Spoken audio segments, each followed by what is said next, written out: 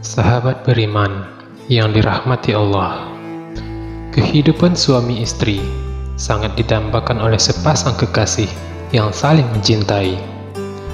Selain karena menyempurnakan separuh agama, menikah juga dapat memberikan pengalaman dan pengetahuan baru bagi keduanya, selain sebagai wadah untuk menyalurkan hasrat seksual. Namun terkadang dalam sebuah hubungan rumah tangga, tidak jarang ada beberapa hal tidak menyenangkan bagi salah satunya. Salah satunya adalah suami yang menyalahgunakan posisinya di dalam rumah tangga untuk selalu dimengerti oleh istri.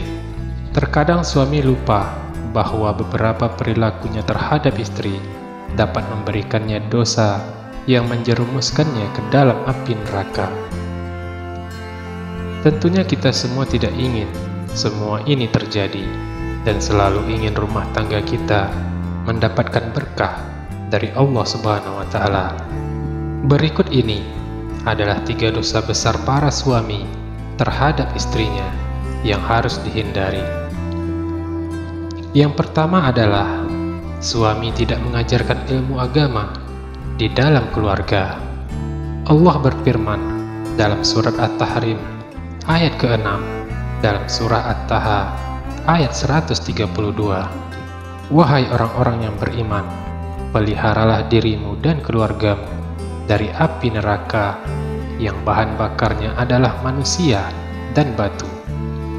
Penjaganya malaikat-malaikat yang kasar dan keras, yang tidak durhaka kepada apa yang Allah perintahkan kepada mereka dan selalu mengerjakan apa yang diperintahkan." Quran Surah At-Tahrim ayat ke-6.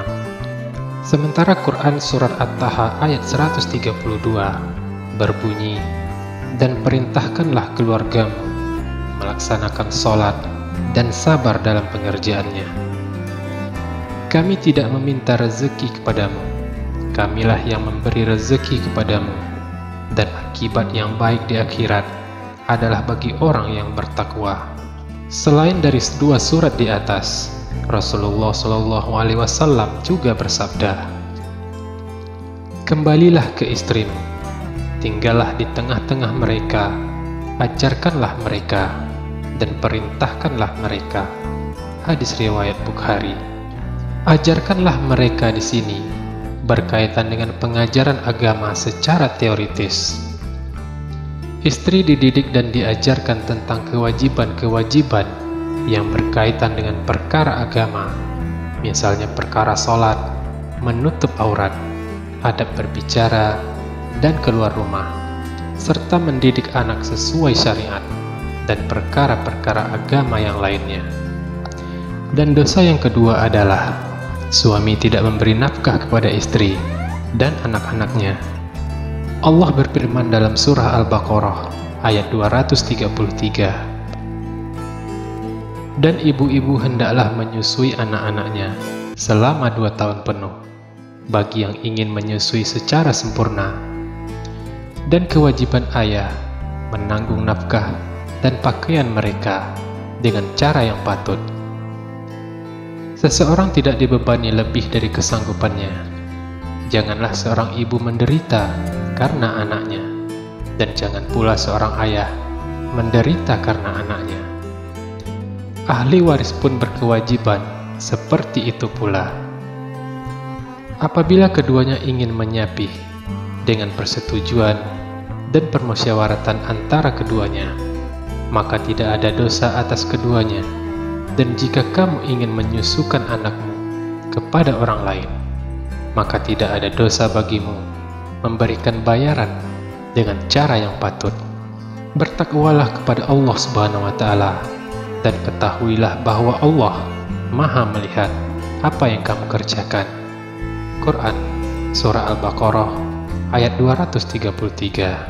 Setelah menjalin hubungan pernikahan, seorang laki-laki memiliki tanggung jawab terhadap istri serta anak-anaknya. Memberi nafkah merupakan sebuah kewajiban dari seseorang yang timbul sebagai bentuk akibat dari perbuatan yang dilakukannya, memiliki tanggung jawab. Pada dasarnya dalam sebuah rumah tangga, kewajiban dalam hal memberikan nafkah untuk istri dan anak-anak dibebankan kepada seorang suami.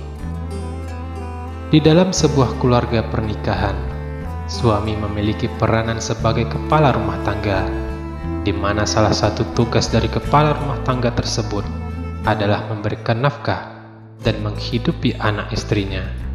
Namun dalam kasus-kasus tertentu, kewajiban tersebut tidak dapat terpenuhi karena satu dan lain halnya.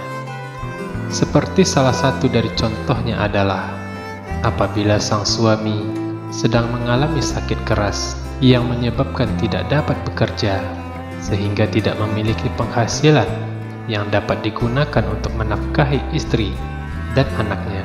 Sementara dosa yang ketiga adalah suami membiarkan istri menafkahi dan memimpin rumah tangga.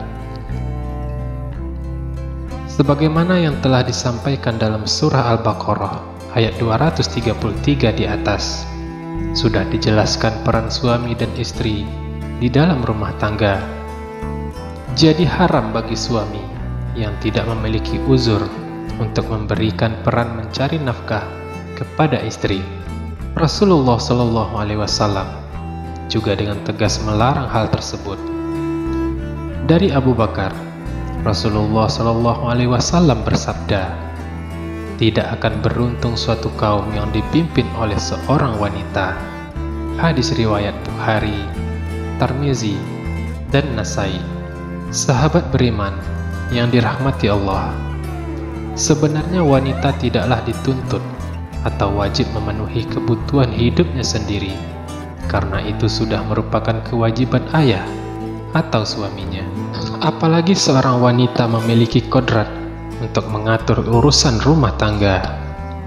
Nabi Shallallahu Alaihi Wasallam bersabda, perempuan itu mengatur dan bertanggung jawab atas urusan rumah dan suaminya.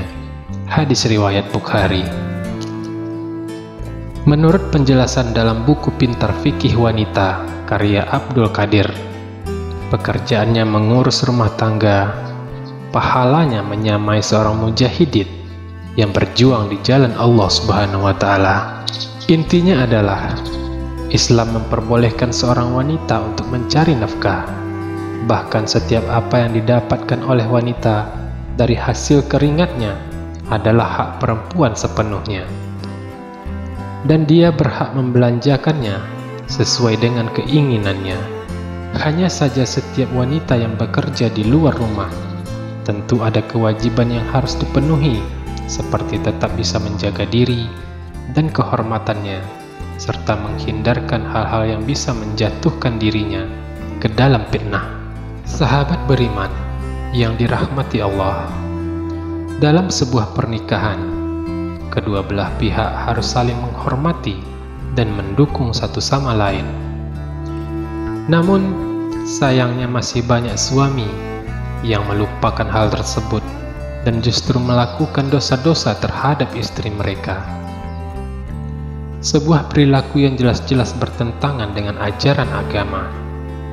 Marilah kita tingkatkan kualitas kehidupan keluarga dengan terus memperbaiki diri sejalan dengan tuntunan agama.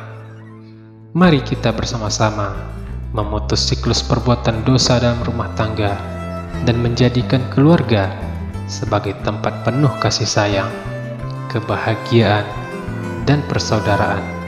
Assalamualaikum warahmatullahi wabarakatuh.